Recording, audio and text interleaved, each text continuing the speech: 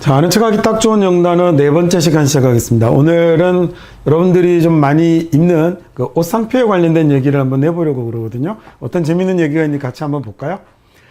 아주 익숙한 매장이시죠, 그죠? 여러분들 많이 입으실 것 같습니다. 이런 회사를 요즘 스파 브랜드라고 이렇게 많이 부릅니다. 그 스페인 회사죠. 이렇게 자라 같은 이런 회사도 그렇고 H&M이나 이런 상표들의 그 회사를 스파 브랜드라고 하는데, 보통 왜 라면을 만드는 회사하고 유통하는 회사, 판매하는 회사가 다 다르잖아요. 근데 그러지 않고 그러니까 옷도 마찬가지일 텐데, 옷의 생산부터 유통, 판매까지를 한 회사가 모두 책임지고 관리하는, 그리고 자기들의 동일 시스템 안에서 해결하는 이런 회사를 스파 브랜드라고 하죠. 그래서 거의 유니클로 같은 경우가 거의 효시가 정확하게 사실은 모르겠어요. 근데 거의 이렇게 아주 대표주자격인 그런 브랜드이죠. 상표를 이렇게 쓰는데요.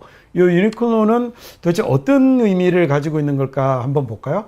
자, 원래 유니클로라는 회사는 요 그림 보니까 느낌이 딱 오시죠? 어떤 일을 가지고 있는 건지. 원래 유니클로라는 회사는요, 저분이 이제 사장님이세요. 근데 저분은 다른 아버님의 가업을 물려받았던 건데, 아버님이 남성 의류 매장을 하나 가지고 계셨대요. 근데 그걸 받아서 84년도에 유니크 클로팅 웨어하우스라는 이름으로 이 브랜드를 이제 소위 론칭을 하게 되는데, 보니까 그러네요. 유니크라는 말은 독특한이라는 이런 의미를 가지고 있는 형용사죠. 그렇죠? 그 다음에 클로팅이라는 말은 당연히 옷일 거고, 웨어하우스는 창고입니다. 그래서 지금처럼 잘 정리되어 있는 이런 매장이었다기보다는 미국의 창고형 매장처럼 이렇게 쌓아두면 가져가는 형태로 사실은 이렇게 이 업을 시작하셨던 건데, 원래 이름이 그래서 이렇게 유니크 클로팅 웨어하우스라는 이런 이름을 가지고 시작을 했고요. 그래서 얘를 합쳐서 상표를 원래는 어떻게 사용을 했던 거였냐면, 유니크의 UNI하고 그다음에 클로의 CLO를 이용해서 유니크 클로팅이라는 이름을 썼던 건데, 이 회사가 처음에 홍콩 법인이 나가면서요. 그래서 이제 영어로 주문을 받을 때 누군가가 실수로 오타로 CLO를 QLO라고 이렇게 써버렸답니다. 그러면서 저걸로 수차에 걸쳐서 여러 번 상품을 받게 됐고, 그래서 그 주문하다가 그대로 굳어서 아예 이 상표를 그대로 회사의 브랜드로 쓰게 됐다는군요. 너무너무 유명해져 있는 세계적인 기업치고는 이렇게 오타 때문에 저 상표가 나왔다라는 게 좀 특이하기도 하죠. 자, 근데 잘 보시면 여기 UNI라는 말이요. UNI라는 말이 이게 어떤 의미를 가지고 있는 거냐면, 이게 영어에서 숫자 1을 나타내는 이런 의미가 되거든요. 그래서 거기에다가 QUE라는 얘가 들어가면 얘는 또 뭐가 되냐면 형용사를 만드는 전미사가 됩니다. 그래서 유니크라고 쓰게 되면 하나밖에 없는 독특한, 특이한이라는 이런 의미를 가지게 된 거고, 이 회사의 상표의 일부분을 차지하게 된 거죠. 자, 그래서 이렇게 유니라는 말이 들어가는 것들은 영어 단에서 이제 몇 가지를 살펴볼 겁니다. 우리가 단지 유니클로 얘기 알자고 이거 보는 건 아니잖아요. 자, 이렇게 되어 있는 딱 보니 뭐예요? 예, 교복입니다. 교복, 그죠? 교복도 보니까 이건요? 이게 또 우리나라의 국적기 항공사 아닙니까? 그래서 아주 세계적인 또 유명한 항공사죠. 자, 이런 것들을 이제 제복이라고도 하잖아요. 이런 것들을 영어로 뭐라고 부르냐면 유니폼이라고 부르는데요. 얘가 유니폼이 되는 이유도 여기 UNI라는 말이 얘가 뭐가 되는 거냐면 숫자 1을 나타내는 말이기 때문에 그렇죠. FRM이라는 말은 여러분, 이게 우리가 폼 잡는다라고 할 때 그 폼이 이거거든요. 그러니까 폼이 이게 우리나라 말이 아닙니다. 그래서 폼생 폼사 이런 말 쓰고 다니시면 안 돼요.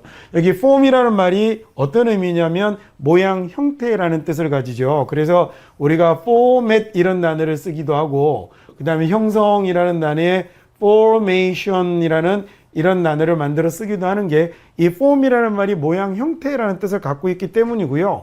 그러면 유니폼이라고 쓰면 딱 한 가지 모양, 한 가지 형태라는 이런 말이 된 거죠. 그래서 한 가지 모양으로 만들어 입는 교복, 그 다음에 제복, 이런 것들을 영어로 유니폼이라고 합니다. 이 유니라는 단어가 들어가는 것들은 영어 단어가 굉장히 많거든요. 시험에 잘 나오는 단어들 중에 unify라는, 단일화하다라는 이런 단어들도 그렇고요. 그래서 익혀두시면 굉장히 쓸만한 그런 아주 요긴하게 쓸 수 있는 그런 어원이 될 겁니다. 자, 지금은 이제 역사 속으로 사라진 야구단입니다. 현대 유니콘스 야구단이라는 인천을 연고로 했던 야구단인데요. 저는 뭐 야구에는 뭐 그렇게 많이 관심은 없지만 그 예전에 이 팀이 있었다 정도의 사실 기억밖에 없거든요. 야, 이 유니콘스라는 그러면 이 이름도 앞에 있는 유니하고 뭔가 관련이 있겠군요. 여기 뒤에 콘이라는 말이 붙어 있고요. 아, 그러면 뭔가 콘이 하나 있는 걸 유니콘이라고 부른다 봅니다. 저 콘은 실제로는 뭐냐면 콘은 이 뿔을 콘이라고 그래요. 그래서 유니콘이라는 건 영국의 문학 작품이나 이런 데 굉장히 자주 등장하는 동물인데 하얀색의 말이고 엄청난 힘과 능력을 가지고 있는 마법을 부리기도 하는 말인데요. 이 마법의 힘이 어디에서 나오는 거냐면 여기 있는 뿔에서 나오는 거예요. 그러니까 우리말로 하자면 유니콘이라고 하면 뿔이 하나라는 얘기니까 얘는 우리말로 하자면 어느 정도 되는 거냐면 웹뿔 정도 되는 거군요. 영국 문학 작품에 굉장히 많이 등장하는 걔네들의 뭐 설화, 신화 같은데 나왔던 동물이 굉장히 많이 이렇게 언급이 되는 거랍니다. 그래서 예전에 인천을 연고로 했었던 야구단의 이름이 현대 유니콘스였던 건 이 유니콘이 뿔 하나 달린 얘를 그 상징처럼 쓰고 있었기 때문인 거죠. 유니 기억하실 수 있겠죠? 자, 마지막으로 단어 하나만 더 보고 갑시다. 이건 뭐 여러분 잘 아시겠지만 국제연합입니다. 국제연합 우리가 UN이라고 부르는데 이 UN도 유나이티드가 붙어 있었던 거군요. 여기 네이션이라는 단어가 국가잖아요. 그죠? 그래서 국가들의 연합이어서 국제연합 유나이티드가 된 거고요. 아, 그래서 영국을 UK라고 쓸 때 U도, 그다음에 USA라는 말을 쓸 때 U도 똑같이 전부 다 어떤 말이 들어가는 거냐면 United, 하나로 되어 있는 이라는 연합이라는 이런 의미를 가지게 된 거였군요. 자, 우리 오늘 그 유니크 클로팅에서 그 유니클로를 만들려고 하다가 그 사람의 실수로 유니클로가 돼버린 상태에서 출발해서 영어에서 숫자 1을 나타내는 어원 유니를 한번 살펴봤습니다. 어디 가서 아는 척도 한번 해보시고 우리 아는 척만 하지 마시고 유니를 이용해서 여러분이 어휘력도 많이 한번 확장해 보실 걸 부탁드리겠습니다.